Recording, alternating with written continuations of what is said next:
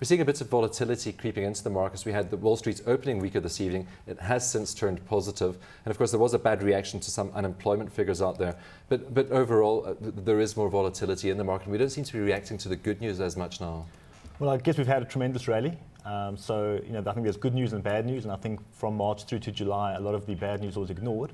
And now that we're at obviously much higher levels, I think the market is taking cognizance that not all the green shoots are actually green, and people are sort of being a bit more pessimistic and maybe taking some profits off the table as well.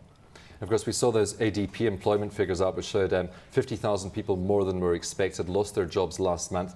We are looking for an employment report out from the US later this week. If that's negative, do you think we could have a bit more of a pullback in these markets? Definitely. I think the markets are definitely due for a correction or sort of better company news or earnings to actually keep the market up. I think the last time I was on the show about 3-4 weeks ago, the P of the market in South Africa was 11.5.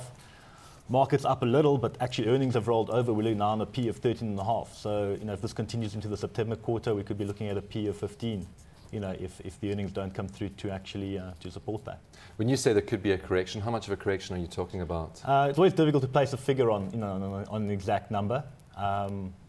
Whether we test the March lows or not, we'll have to wait and see.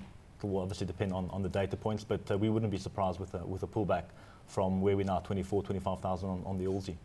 Okay. Just looking at some of the results that we've had out over the past day or so, we had Discovery coming up with results today, Metropolitan as well, so but two quite big financial companies. Yeah. Discovery is looking pretty good given the very tough environment they must have faced over the past year. Correct. I think Discovery is probably one of the few company results I've looked at in the last month or so where you've had sort of good earnings growth, up 33%.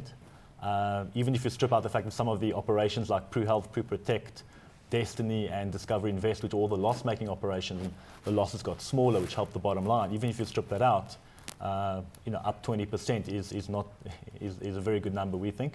If you compare that with something like Metropolitan, core headline earnings down 12. If you strip out the investment income and just look at the core operations, down about 20.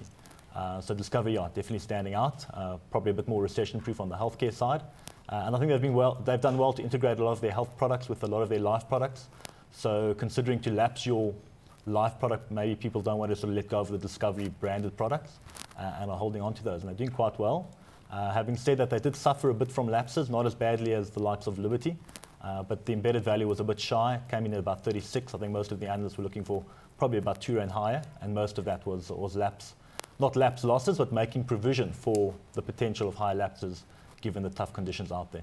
Because we had an interview with Adrian Gore a little earlier in the programme, and Pru Health's membership, he pointed out, was up 20% over the year, 212,000 lives, and now is the 5th biggest health insurer in the UK market. And that's astounding growth in just a few years that they have started Pru Health there, and very different to what happened in the US with Destiny Health. Correct. Look, completely different markets. They've also approached the problem a lot differently. In the US, if you recall, they went into one state of Illinois and Chicago, and they tried originally to go organically, and when that didn't work, they started the JVs, whereas here I think they learned their lessons, and the Pru is a household name in the UK, so they went there with already a presence, a distribution force already on the ground, and have tried to sell a very sort of innovative product into that market.